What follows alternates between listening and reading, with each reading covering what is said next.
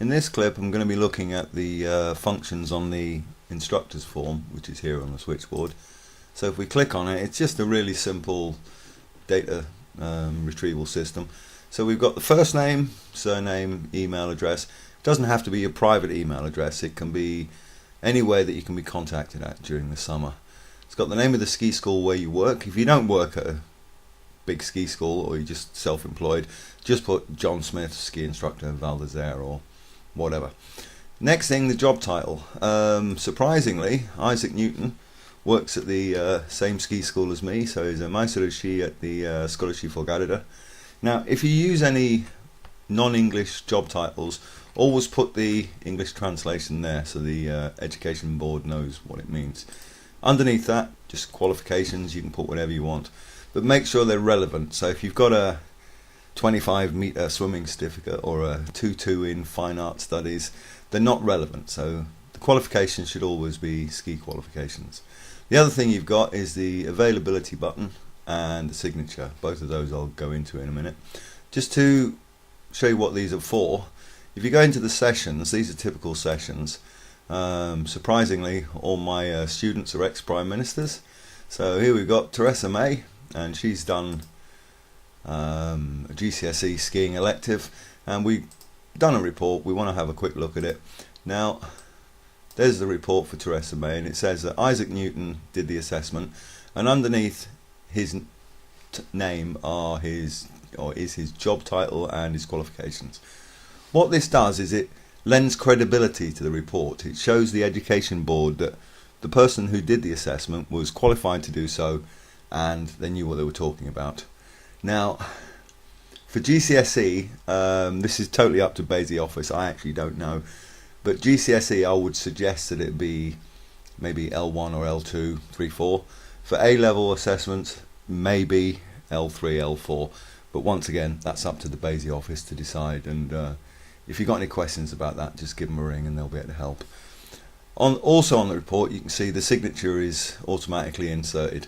So if you didn't have the signature on file, you'd have to print the form off, sign it, scan it, and then email it, which would be a bit of a pain.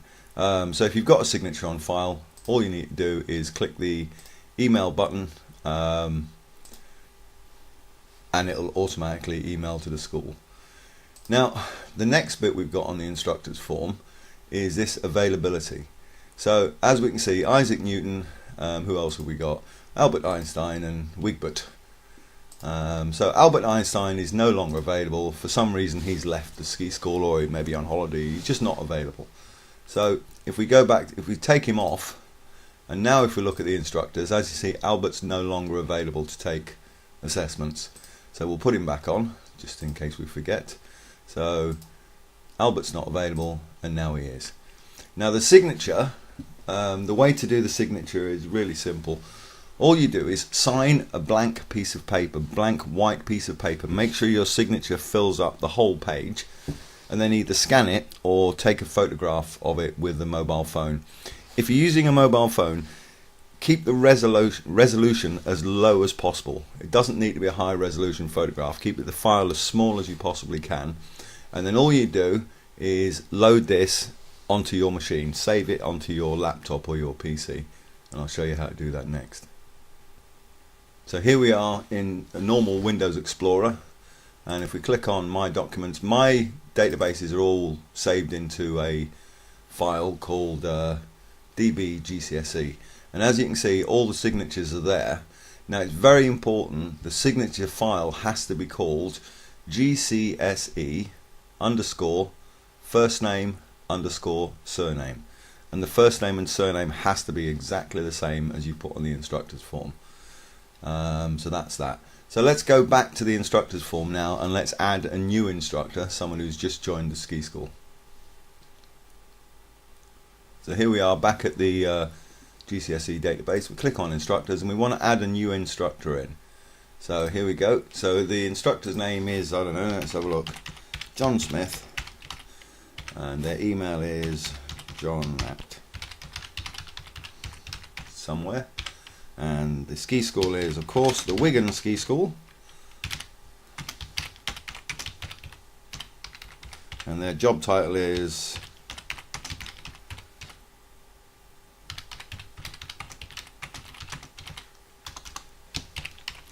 ski instructor at the Wigan Ski School, and that's it.